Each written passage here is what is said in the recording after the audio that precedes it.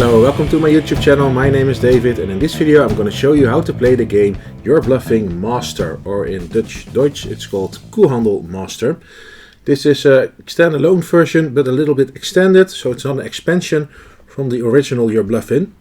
But this version is playable for 2 up to 6 players instead of 3 up to 5. And if you simply remove the new cards that are the pedigree cards and the red cards, you can also play with this version, the basic version of You're Bluffing. So if you want to get one of these, I suggest you take the Master Edition, unless you really don't like the new artwork and of course the new game elements. Those are the reds and the pedigree cards. Pedigree cards give you more points, and the player who ends up with all 4 of the red cards will have to discard one of its animal sets. So please let me show you how it's played. Let's start with the basics of the game, the 3 up to 6 player variant. That is just like the You're Bluffing original game. All players start with the same amount of money, 2 times 0, 3 times 10, 1 times 20 and 1 times 50, and you keep those cards in your hand. The other players don't have to know how many cards you have left in your hand, although everybody of course starts with the same.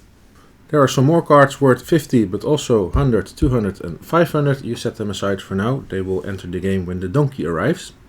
And for now I'll just play for 3 players.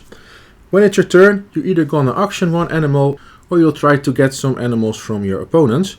But since we don't have any animals yet, the only thing you can do is put an animal into auction.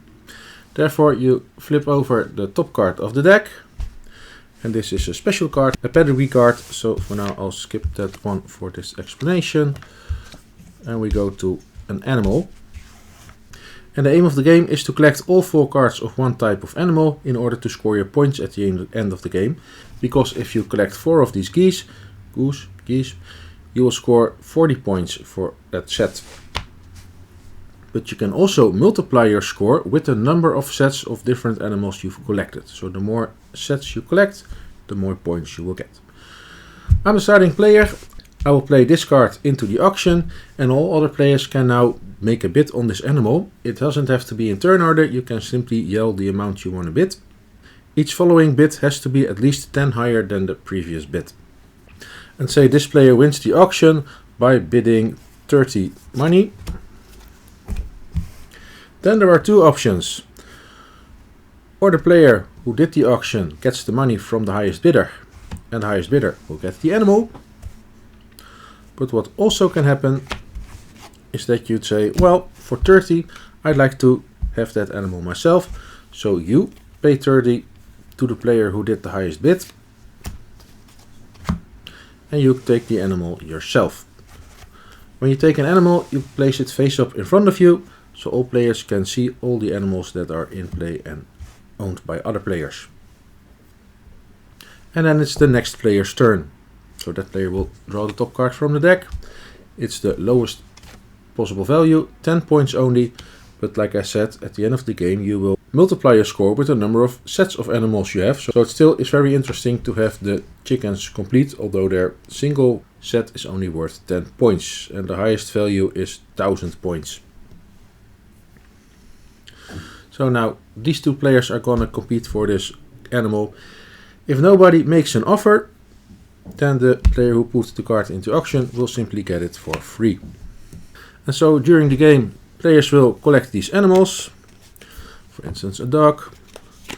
But let's say later in the game, this player has collected 2 of the chicken. I have only 1. When it's your turn, you can also try to get animals from other players. Both you and that player need to have at least 1 card of that animal. So I cannot try to get this dog because I don't have a dog myself. I can try to get a chicken from my opponent because I also have 1 chicken. And then I'm gonna make an offer, and since I only have 1 chicken, I make an offer for 1 of his chickens. Therefore, I will pick any number of cards I want. Let's say I'll take these 3. That's where the 0 cards are very nice. I'll place it in front of him and say, I'll give you 70 money for your chicken. Then my opponent can choose to simply accept the offer, take the money, and I get the chicken. Now I have 2 of them. But that opponent can also make an opposing offer, an opposed offer.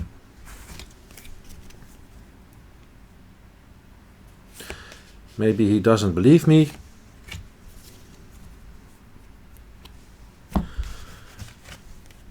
And he puts 60 into play. So he counters my offer. Then that money will change hands no matter what. We both have a look at what our opponents have offered.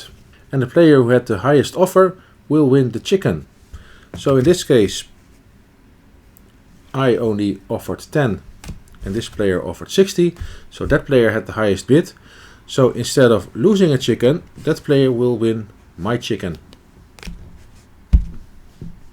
Maybe that's good, maybe that's bad. At least I did get some new money for the chicken.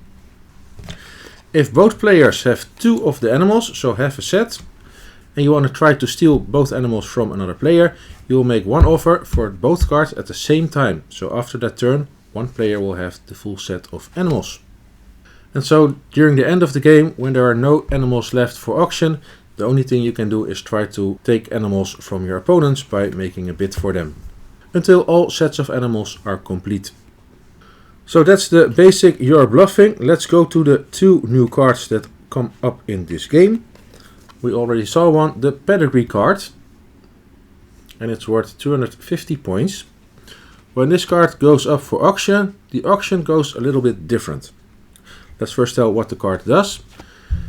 If at the end of the game you have the set complete of the animal that matches the pedigree card, you can add this score, 250 points, to the value of the set.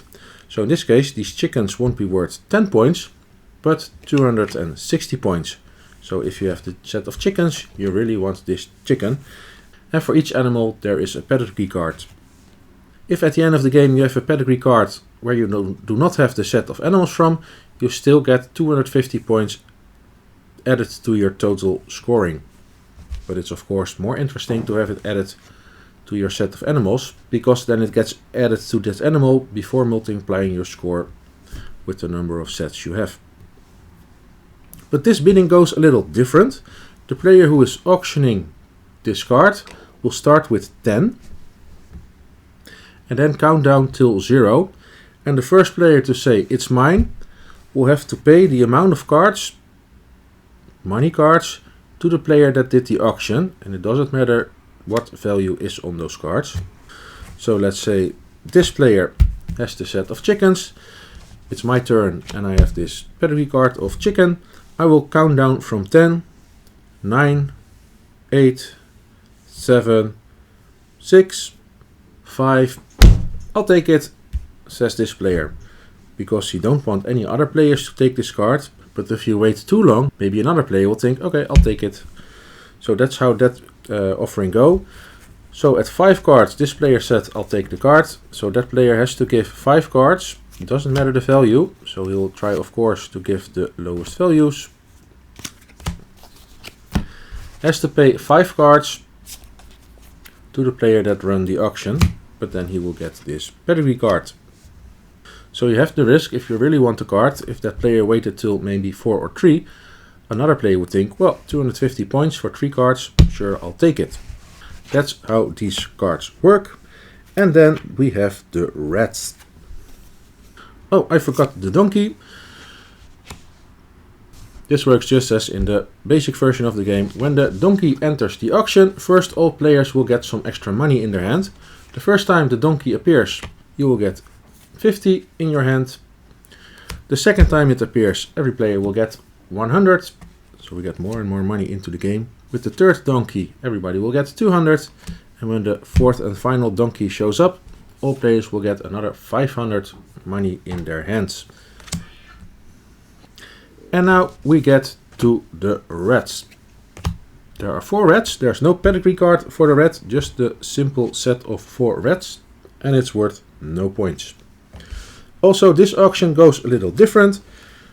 And in this auction, also the player who auctions the card has to participate in the auction. The player to the left of the auction player starts the auction, and you can choose to take the card, or if you don't want it, because at the end of the game you don't want to have all 4 of these rats, because then you have to discard one of your collected sets. You can either take the card, or if you don't take the card, you have to place one money card next to the red. It doesn't matter how much, you don't have to show it to other people's, but you have to place one card of money next to the red. So now it's the next player's turn. That player can choose to either take the red and the money, or thinks, well, I don't want that red, I'll add another money card.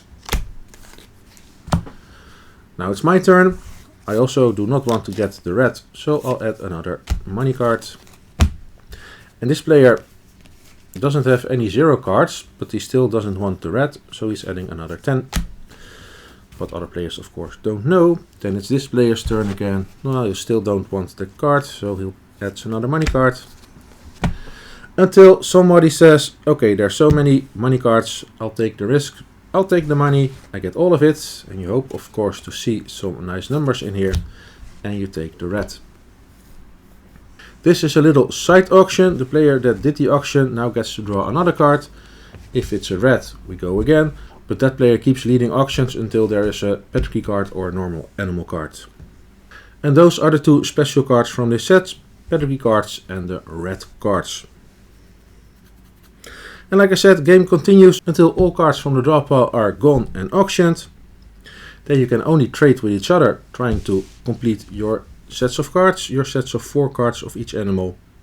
Once you only have complete set of animals, you cannot participate in the game anymore, because sets that you've completed are safe, you cannot trade with them. And then you have to wait till all other sets of animals are complete. And then we're going to calculate the final scoring. First, the player who has all 4 of the reds has to discard one of his complete sets of animals. So of course the one that is worth the least points.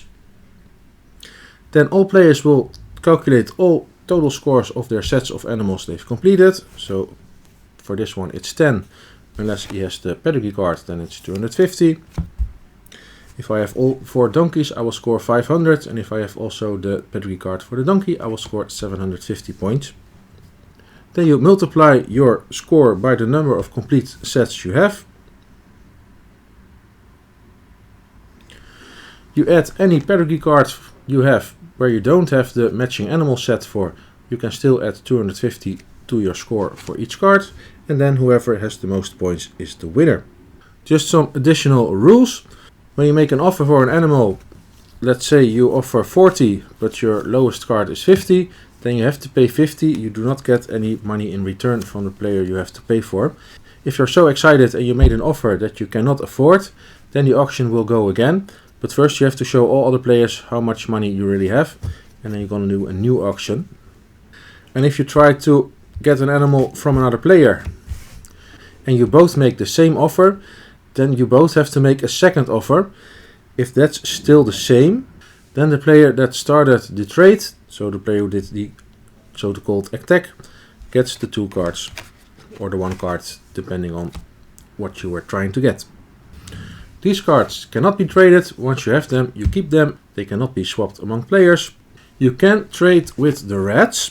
However, then the player who did the highest bid will lose his red, so he will get rid of it instead of gaining the animal.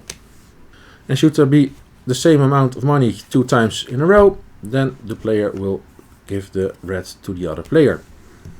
Then we go to the 2-player version.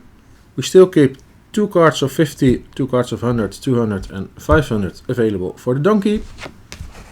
All animal cards, pedigree cards and the red cards will be shuffled into one big pile. You get the same starting money as in the base game. Then with the remaining money cards, you will remove all number zeros from them. And the rest of the money you will shuffle into the deck with the animals. So this will become a mix of animals, reds, pedigree cards and money cards. And in this 2-player variant, we're not gonna do an auction. You still can try to get animals from your opponent by making an offer for that animal, if both of you have at least one of those animals. But otherwise your turn will be taking the top card of the draw pile. And then you have to decide, do you want to keep it? Or are you going to give it for free to your opponent? If you keep it, your opponent will get the top card of the deck for free. Oops. That was the card worth 1000 points. And then it's the opponent's turn. So also the opponent can look at this card decides if he wants it or not. I think he's gonna give it to me. And when you give the card away to your opponent, you will get the next card from the draw pile for yourself. So in this case, 800 points. This also is for the money. I look at this card. If I want it, I take it, but my opponent will get this card. Or I give it to my opponent, it goes into his hand, and then I will get the top card from the deck. Very nice move in this case. And so you keep playing until this deck runs out, and then it's again a matter of scoring points to determine who is the winner. But that is how you play the two-player variant. For both this version and the regular version, there are two optional rules you can include to make it even more exciting.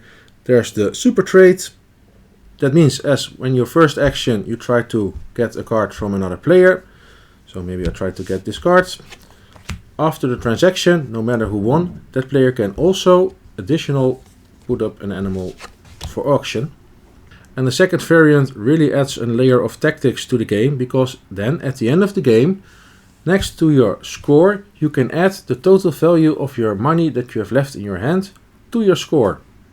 So in the normal game, at the last turns, you simply put all your money into play because you really want to have an animal and your money is worthless after that. But if you can add up your money value to your score, then maybe you're gonna be a little bit cautious with spending too much money. But those are two optional rules to play with. And that is how you play Koehandel Master or You're Bluffing Master. The same game as the base game. If you remove the reds and the pedigree cards, you will simply play the same game. But these pedigree cards will be auctioned in a different way, going from 10 down to 0 until one player says I want it, and the player who says I want it has to give that amount of money cards to the player who ran the auction, and this will score you either 250 points at the end of the game, or it will add to the value of the set of 4 animals from this type. So in this case for the dog, your set of dogs will be worth 250 points more, which is very nice if you have that set. And we have the reds, 4 reds to collect, although you really don't want to collect them, because if you are the player who has at the end of the game one set of complete reds, you'll have to remove one other complete set of your animals also. So that will cost you points. And in the next video we're going to look at You're Bluffing Festival. That goes really a little different. If you have any questions about this game, please feel free to ask them in the comments below. My name is David, thank you for watching and hope to see you next time.